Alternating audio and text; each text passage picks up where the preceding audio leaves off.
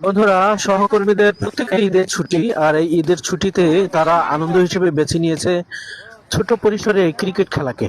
তারা একটা দল ভিন্ন দলের সাথে এই সূত্রে খেলে যেন তারা যে জিতবে তাদেরকে ঠান্ডা কোল্ড ড্রিঙ্কস খাওয়ানো হবে এবং জল খাবারের মতো ছোট ছোট কিছু খাবার। এটা একটা অত্যন্ত চমৎকার একটা ইভেন্ট। আর সহকর্মীরা সকলে খুব চমৎকার আনন্দে মাতোয়ারা। এই খেলার বাউন্ডারিটা হচ্ছে খুব সীমিত। এখানে যারা ছয় মারবে, যারা সিক্স মারবে, সাথে সাথে তাদেরকে আউট করে দেওয়া হবে, কেননা বাউন্ডারি তো খুব সীমিত। এটা গ্রাউন্ড বাউন্ডারি, শুধু চারের বাউন্ডারি বলা হয়। পানির যে পাইপ রয়েছে সেই পাইপ চারদিক দিয়ে বাউন্ডারি করে দেওয়া হয়েছে। সেই পাইপের উপর দিয়ে যদি কোনো বল কোনো প্লেয়ার মারে তাহলে সেটাকে আউট হিসেবে গণ্য করা হবে। আর কোনো বল যদি বাউন্স হয়ে মাটিতে টাচ লেগে অনেক উপর দিয়ে উঠে যায় তাহলে সেটাকে চার হিসেবে ধরা হবে। তো এই খেলাটা খুবই জনপ্রিয় একটা খেলা এখন, কারণ এখানে দীর্ঘ পরিসরে মাঠ খুব কম পাওয়া যায়। আর ঈদের ছুটি উপলক্ষে এরা খেলছে, কারণ এই সুযোগ সুবিধাটা সবসময় পাওয়া যায় না। আর এই সুযোগ সুবিধাটা যখনই পাওয়া যায় তখনই কেউ হাতছাড়া করেন না এই খেলাটা উপভোগ করবার জন্য।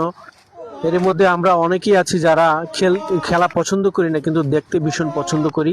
তারা অবশ্যই চারপাশে ভিড় জমিয়েছে এই খেলাকে কেন্দ্র করে, কেননা এই সময়টা একটা উৎসব মুখর পরিবেশ দিয়ে সকলে যাওয়ার একটা চেষ্টা করছে।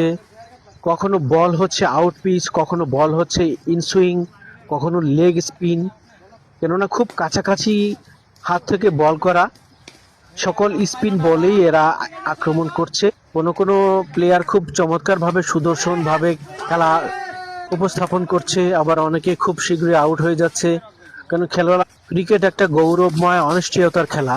এখানে কখন কে ভালো করবে কে খারাপ করবে সেটা বলা খুবই মুশকিল। যাই হোক, পরিবেশটা খুব চমৎকার।